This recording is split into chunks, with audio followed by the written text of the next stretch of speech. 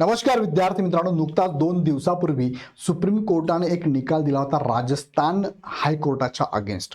आता परत एकदा कर्नाटक हायकोर्टच्या अगेन्स्ट एक दुसरा निकाल सुप्रीम कोर्टाने दिलाय आणि हा दोन्ही निकाल ओपनच्या जागांसंदर्भातच आहे. सो यापूर्वी पण व्हिडिओमध्ये मी सांगितलं होतं, आता परत एकदा नव्याने ही एक अपडेट तुमच्या समोर मी ठेवतोय, ज्यामध्ये सुप्रीम कोर्टाने एकदा पुन्हा स्पष्ट केलेलं आहे की कॅटेगरीच्या उमेदवारांना ओपनच्या जागा मिळतील, मात्र त्यासाठी एक नियम अट असणार आहे. ती नेमकी कोणती आहे आणि नेमकी कोणत्या प्रोसेसने ते मिळणार आहे, थोडक्यात या व्हिडिओच्या माध्यमातून आपण समजून घेऊया. ओके, सो हे सगळे मुद्दे मी पाठीमागे घेतले होते, पण आता यामध्ये नवीन काय ऍड झालं ते पण थोडक्यात तुम्हाला मी सांगतो. पण तत्पूर्वी इग्नाइट अकॅडमीच्या प्लॅटफॉर्मवर बरेचसे कोर्सेस आपण घेत असतो. तुमच्या मित्रांना नक्की सजेस्ट करत चला, जसं की शिक्षक भरतीचे कोर्सेस आहे, त्यानंतर सरळ सेवेचे सगळ्या कोर्सेस आहे, UPSC MPSC चे कोर्सेस सुद्धा आमच्याकडे अवेलेबल आहे. तुम्ही तुमच्या मित्रांना सजेशन देऊ शकता. आणि दुसरा मुद्दा, इग्नाइट पाठशाळा नावाच्या या चॅनलवरती YouTube आणि ॲपवरती तुम्हाला शालेय जीवनातल्या ज्या स्पर्धात्मक परीक्षा असतात, ज्यामध्ये नवोदय असेल, स्कॉलरशिप एक्झाम असेल, ऑलिम्पियाड असेल, NTS MTS, सैनिकी स्कूल, होमी बाबा, मंथन, NMS सारखे, JEE नीट सारखे कोर्सेस सुद्धा आमच्याकडे अवेलेबल आहे. तुम्ही तुमच्या मित्रांना नक्की सजेशन देऊ शकता. आता मुख्य मुद्द्याकडे घेऊन जातो. बघा, हा एक न्यूज आलेली आहे, साम टीव्हीची न्यूज आहे. काय ही जी आलेली न्यूज ही कधीची आहे बघा, 5 जानेवारीची. ही 5 जानेवारी 2026 ची न्यूज आहे. आणि त्यात सांगितले त्यांनी की सरकारी नोकरीत ओपन कॅटेगरीच्या जागेवर SC ST OBCचाही अधिकार. SC ची महत्वाची टिप्पणी, SC म्हणजे इथे सुप्रीम कोर्टची टिप्पणी आहे. ओपन कॅटेगरीचा कट ऑफ मिळवल्यास त्यांना ओपन जागांवरती सुद्धा जागा मिळतात, असं या 5 जानेवारीच्या नोटीसमध्ये किंवा आदेशामध्ये किंवा सुप्रीम कोर्टच्या निर्णयामध्ये सांगितलं होतं. त्यानंतर आत्ता जर अपडेट आपण बघितली तर बघा, लोकमत न्यूजपेपरने दिलेली अपडेट आहे, 7 जानेवारी 2026 ची आहे. लागली दुसऱ्या दिवशीची अपडेट आहे. आरक्षण मिळाल्यानंतर पुन्हा जनरल कॅटेगरी दावा करता येणार नाही, सर्वोच्च न्यायालयाचा निर्णय. मग यामध्ये त्यांनी 2 निर्णय येथे सांगितलेले आहे. बघा, त्यामध्ये एक निर्णय आहे तुमचा राजस्थान आणि एक आहे कर्नाटक सरकारचं. बघा, राजस्थान उच्च न्यायालय आणि कर्नाटक उच्च न्यायालयाने दिलेली जी निर्णय आहे ना, दोन्ही निर्णय या सर्वोच्च न्यायालयाने स्पष्ट करून सांगितलेले आहे. आणि त्यामध्ये काय सांगितलंय, ह्या 2 निकालामध्ये राजस्थानचं एक प्रकरण होतं, त्यामध्ये काय झालं हे पाठीमागच्या व्हिडिओत मी तुम्हाला सांगितलंय. आणि आता नवीन जे प्रकरण आहे ते आहे कर्नाटक प्रकरण. ते काय थोडक्यात तुम्हाला मी सांगतो. सेम तुम्ही न्यूज बघितलं तर ही न्यूज नॉर्थच्या न्यूजपेपरने पण दिलेली आहे, UPSC बद्दलची आहे. आरक्षण लाभ लेने के बाद जनरल सीट, त्या संदर्भात सुप्रीम कोर्टनी चांगला हे डिटेलमध्ये एक्सप्लेन केलेलं आहे. बघा, पुढारी न्यूजपेपरची पण बातमी आहे, supreme court verdict on reservation. एकदा आरक्षणाचा लाभ घेतल्यानंतर पुन्हा ओपन सीटवर दावा करता येणार नाही, सुप्रीम कोर्टाचा मोठा निर्णय. आता नेमका हा निर्णय काय, हा आलेला 7 जानेवारीची न्यूज आहे. बघा, तुम्ही बघू शकता 7 जानेवारीची न्यूज आहे. यामध्ये 2 महत्त्वाचे निकाल त्यांनी कन्सिडर केलेले आहे. एक म्हणजे कर्नाटक उच्च न्यायालयाचा निर्णय. आता कर्नाटक उच्च न्यायालयाचा निर्णय काय होता तो पण मी तुम्हाला सांगतो. त्यामध्ये त्यांनी ना एक उमेदवार आहे, त्या उमेदवाराला ओपन श्रेणीमधून नियुक्ती देण्यास परवानगी दिली होती. कोणी दिली होती? कर्नाटक उच्च न्यायालयाने दिली होती. जो अनुसूचित जमातीचा एक उमेदवार आहे, अनुसूचित जाती अनुसूचित जमातीचा, त्याला काय ओपन मधनं जागा दिली होती. पण ह्या कोर्टाने दिली, पण सर्वोच्च न्यायालयाने ती जागा जी आहे ओपन मधून त्याला देण्यास नकार दिला. का नकार दिला, त्या संदर्भात त्यांनी काय निकाल दिलाय, काय आदेश दिला ते पण थोडक्यात सांगतो. तो उमेदवार कोण आहे?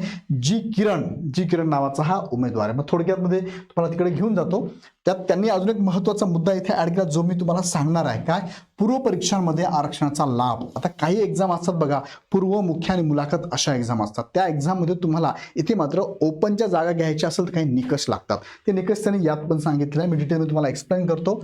आता ते निकष नेमके काय बघा. फॉर एक्झाम्पल, A नावाचा एक विद्यार्थी आहे आणि हा विद्यार्थी UPSC सारख्या किंवा MPSC सारख्या एक्झामचा फॉर्म भरतो. UPSC किंवा MPSC किंवा ज्या एक्झाम ह्या 3ही टप्प्यामध्ये असतात, पूर्व परीक्षा, मुख्य परीक्षा किंवा 2 टप्प्यात असतो. मला 2 ऑप्शन देतो, एक तर तो 2 टप्प्यात म्हणजे पूर्व परीक्षा आणि एक मुख्य परीक्षा आणि मुलाखत, किंवा 3 टप्प्यात असते, जसं की पूर्व परीक्षा, मुख्य परीक्षा आणि मुलाखत. या टप्प्यातल्या एक्झाम बद्दल मी बोलतो तुम्हाला, ज्या की 2 किंवा एकापेक्षा जास्त टप्प्यांमध्ये होता. ओके, आता या विद्यार्थ्याने फॉर्म भरलाय. फॉर एक्झाम्पल एक्झाम्पल घेतलं मी, हा ओबीसी मधनं फॉर्म भरतोय, ओबीसी मधला कोणताही विद्यार्थी असेल मी असं कन्सिडर करतो, बरोबर आहे. फॉर एक्झाम्पल ओबीसी हा मी घेतलाय, ओबीसी मेल कॅन्डिडेट आहे. याचा विचार कुठे केला जातो? 2 ठिकाणी केला जातो. याचा विचार बघा ओपन जनरल मध्ये पण केला जातो आणि याचा विचार कॅटेगरी जनरल मध्ये पण केला जातो. अशा 2 ठिकाणी याचा विचार केला जातो.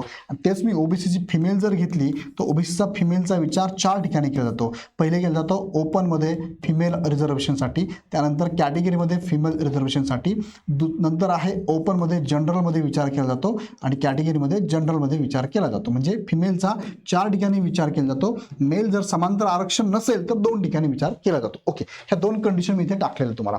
आता बघा, जर त्याने फॉर्म भरला पूर्व परीक्षेमधून ओबीसी मधून फॉर्म भरला, मग प्रिलिम मधून म्हणजेच पूर्व परीक्षेमधून प्रिलिम मधून मेन्सला जाताना तो जर ओपनचा कट ऑफ जो असतो तो जर पार करत नसेल, ओपनचा कट ऑफ जर पार करत नसेल, ओके करत नसेल म्हणजे तो कुठून गेलाय? त्याच्या कॅटेगरी मधनं गेलाय, ओबीसी मधनं गेलेला आहे. सो इथून जर प्रिलिम मधून मेन्स मध्ये जाताना तो जर ओबीसी मधनं गेला तर त्याचा इंटरव्ह्यू जो दुसरी स्टेप काय म्हणूया आपण, मुख्य परीक्षा असेल किंवा इंटरव्ह्यू असेल, यामध्ये याचा विचार फक्त आणि फक्त कॅटेगरी मधूनच केला जाईल. त्याला ओपनची जागा मिळणार नाही. का? कारण प्रिलिम मधून मेन्स मध्ये जाताना तो ओपन मध्ये गेलाच नाही. तो कुठून गेला? कॅटेगरी मधून गेला. त्यामुळे इथेच त्यांनी काय कॅटेगरीची सवलत घेऊन टाकली ना, कमी मार्क होते ना, कॅटेगरी सवलत घेऊन टाकली ना, मग याला ओपनची जागा मिळणार नाही. सुरुवातीपासून तो जर ओपनच्या कट ऑफ मध्ये असता तर त्याला शेवटपर्यंत ह्या दोन्ही जागांचा विचार करता आला असता. पण सुरुवातीपासून तो सुरुवातीला जर कॅटेगरी मधून गेला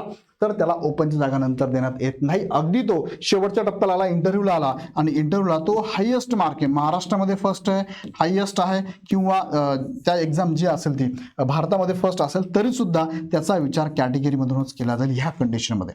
दुसरी कंडिशन फिमेलच्या बाबतीत पण तीच आहे. या सेम कंडिशन विचारात घेतला की प्रिलिम मधून मेन्सला जात असताना त्यांचा विचार ओपन मध्ये केला जाणार, पण ओपनचा कट ऑफ जर ती पार करत नसेल तर त्या महिलेचा किंवा त्या समांतर आरक्षण विचार फक्त कॅटेगरीमध्ये केला जाईल आणि फायनल जे त्यांचे निकाल लागतील त्यावेळेस त्याचा फक्त विचार बघा कॅटेगरी फिमेल आणि कॅटेगरी जनरल यामध्येच केला जाईल, इथे केला जाणार नाही. ही झाली पहिली कंडिशन. लक्षात येईल तुम्हाला?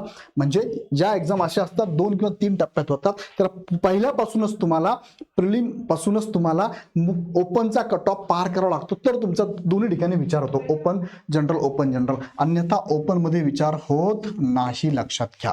इथपर्यंत क्लिअर झालं? हा, अजून दुसरा मुद्दा मी तुम्हाला इथे एक्सप्लेन करतो. अजून इथेच या एक्झाम्पल मध्ये तुम्हाला अजून एक्झाम्पल मी सेट करतो, तुमच्या लक्षात येईल मला काय म्हणायचंय.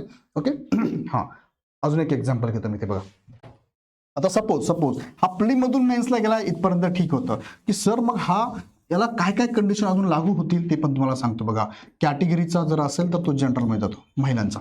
दुसरी कंडिशन तुम्हाला सांगतोय, दुसरी कंडिशन थोडा वेगळा पेन घेऊन तुम्हाला सांगतो म्हणजे लक्षात येईल तुम्हाला मला काय म्हणायचं आहे. Black pen. ओके, आता दुसरी कंडिशन बघा, फॉर्म भरत असताना ह्या उमेदवाराचं वय बघा, हे तुमचं वय कन्सिडर केलं जातं की तुमचं वय जर त्या ओपनच्या पेक्षा जास्त असेल तर इथेच तुम्ही सवलत घेऊन टाकली ना, कॅटेगरी सवलत घेतली ना, म्हणजे तुमचा असं जर असेल तुमचा विचार ओपन मध्ये होणारच नाही.